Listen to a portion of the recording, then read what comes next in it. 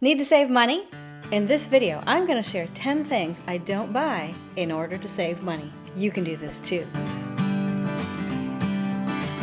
Welcome, I'm Amy, and here at Frugal Over 50, I give you tips and tools for frugal living. Para mis amigas de habla hispana, bienvenido. Vamos a ahorrar dinero hoy. Number 1, clothes. When I'm trying to save money, I just don't buy clothes. I have enough. I don't really need to buy anymore. In fact, recently I took my minimalist closet and made it even smaller. Now, I don't want you to hear me saying here that you should deprive yourself of clothing that you truly need in order to stay warm in the winter or cool in the summer or to take care of some other need that you have. Not at all. What I am saying is don't give in to the impulse to just buy stuff because it's there, because it's on sale, because it looked pretty. Don't buy things like that when you're trying to save money. In fact, it's probably not a great idea to buy anything, but especially not clothes. That way, our world is absolutely awash in clothing. It's hard to go anywhere without seeing clothing advertisements, and you probably don't need it. And you can actually save a ton of money by shopping your closet. I recently reorganized my entire closet, discovered outfits I didn't know that I had. I live a very simple life, and I was like, how did I have this many shirts? This is great. So if you're trying to save money, don't spend money on clothing. Number 2, shoes. This goes along with clothing, but same thing applies. If you need it for warmth, if you need it for safety, if you need it because you need special shoes for your feet, then certainly buy those. But don't buy shoes on impulse. Don't buy shoes because they look stylish. Don't buy shoes because you think you just need another pair. I don't have very many pairs of shoes. The ones I have, I wear regularly. I wear them until they wear out, and then I replace them because I know what I like. I know what fits my feet, and once I've found it, I'm going to stick with it. If you have lived with a shoe fashion habit, this is a great time to shop your closet instead of shopping online or shopping in stores. You may need some shoes, but I'm going to bet if you're watching this video that you could probably go without them. So if you want to save money, don't buy shoes. Number 3, makeup. This doesn't mean that I don't buy makeup ever or that I don't own any makeup. In fact, I have a face full of makeup on today as I am speaking to you, and I like it very much. I always have certain makeup products that I keep, that I use every day, and that I use every week. That's fine. I'm not talking about taking your makeup collection and tossing it. What I mean is, use what really works for you, and when that's used up, replace it. And at that point, if you want to replace it with something new that you'd like to try, that's the time to go for it.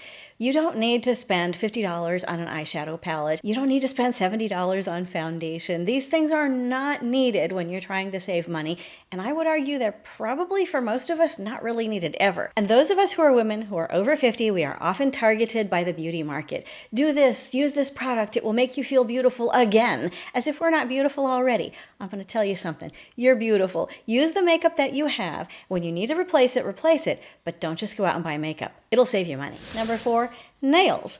I don't do my nails because I do the dishes by hand and I used to play piano and I just never got in the habit of going and getting my nails done. It's possible that you have that habit and you have some really good reasons for getting your nails done. If so, share in the comments, how do you do your nails cheaply? I don't do them at all, so I have 0 recommendations. And I would say if you are not in the habit of doing your nails, don't start. If you are in the habit of doing your nails, find a way to do it that is less expensive, that is less toxic, and that takes less of your time. I don't think it's something that we need to do in order to look beautiful, but I know some of you probably disagree. This may be a polarizing comment, but I say don't do your nails. What do you say? Now, if you're getting value out of this video so far, would you give it a like? It really helps YouTube to share the video with other people who can become new friends here at Frugal Over 50. And if you want to see more videos, click the subscribe button. Let's get back to these tips. Number 5, jewelry. I don't like jewelry, so I don't buy it. It's possible that you love jewelry and you have too much and you need to declutter. So I'm one extreme, the people with a lot of jewelry are the other extreme, and most people are somewhere in between. If you're trying to save money, you don't need to be buying jewelry. You can use what you have, or you can do like me and go entirely without.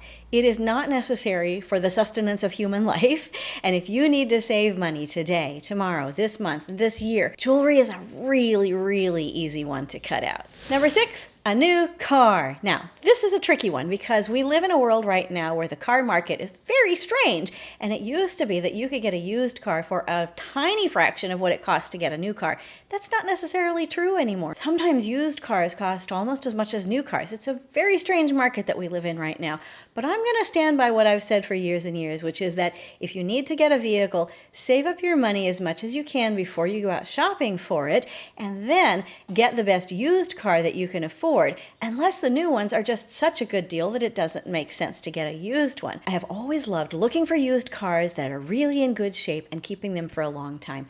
I currently drive a 2005 Honda CR-V, and when I took it to the Honda service place, yes, I pay money to get it serviced at Honda so that it lasts longer, the woman at the service place said, "Wow, you've made this last a long time."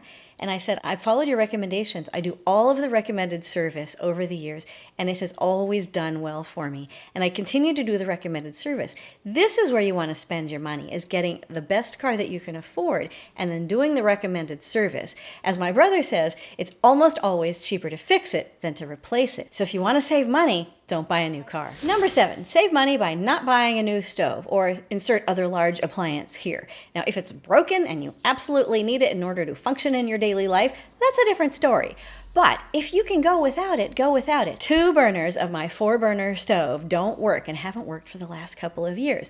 I've had a couple of estimates to get them repaired, and I've looked at getting a new stove, and it costs about the same to get them repaired as to get it replaced. This is the strange thing with large appliances these days, but I decided that I don't want to do it. I want to see how I do with just 2 burners. You know how I'm doing? Absolutely fine. I have an electric skillet, I have an air fryer, I have pots and pans that fit the 2 burners that I have. It's fine. I'm saving hundreds and hundreds of dollars by not getting this repaired or replaced because I don't need to. Look at what you have and determine, is it working? Do I need to take the time to save money for a new one? Am I going to get out of the place that I'm living in a while and I don't need to fix it? But don't get a new stove. Number 8, I am not purchasing a new piano. I teach voice lessons, I'm a singer, I'm a choral conductor, I've done music all of my life.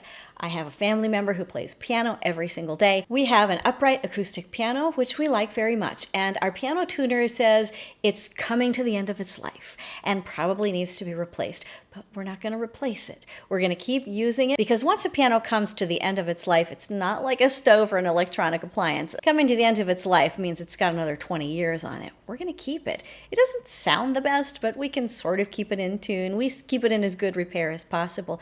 You may have something in your life that's like that too, that really helps you to live your life that would be very costly and troublesome to replace, and it's working just fine. You don't need to replace it if you're trying to save money. Don't look at the new and shiny version. You don't need it. Stick with what you have. Keep that piano. This leads us to number 9, a new TV. I am not buying a new TV. My TV is almost 10 years old. That puts it pretty far out of date in modern terms. Am I going to get a new one? No, absolutely not. It's fine. I like it and it works just great. It sits in my living room. It does what it needs to. It shows me pictures.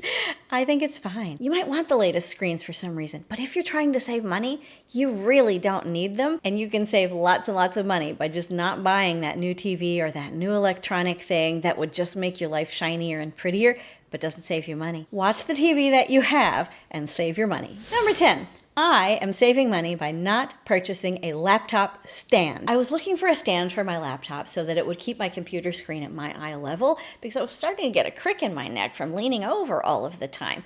And all of the reviews on all of the sites that I saw were really, really bad. Some would say it takes 2 people to set it up. Some would say it doesn't stay up. Some would say it doesn't go up high enough. The reviews were really bad. I had 2 boxes. I set them up. I had an old keyboard. I set it up. It works great. I'm saving money in 2 ways. 1, because I'm not buying a laptop stand. I'm using boxes and they're working great and I love them. And 2, I'm not gonna have to go to the chiropractor because my neck is gonna feel fine. Maybe there's something in your house that you can think, I could do this instead of spending money. That would actually save me money and it would work. So save your money by finding another solution for something that you need to get done, and be happy and enjoy knowing that you created your own solution and you saved money. Author Margo Vader said, "Small amounts saved daily add up to huge investments in the end." Tell me, what small thing are you gonna save on today? Because I know you can do it. I hope you found this video helpful and informative. Give it a like if you have, and I'll see you next time. Nos vemos pronto. Bye!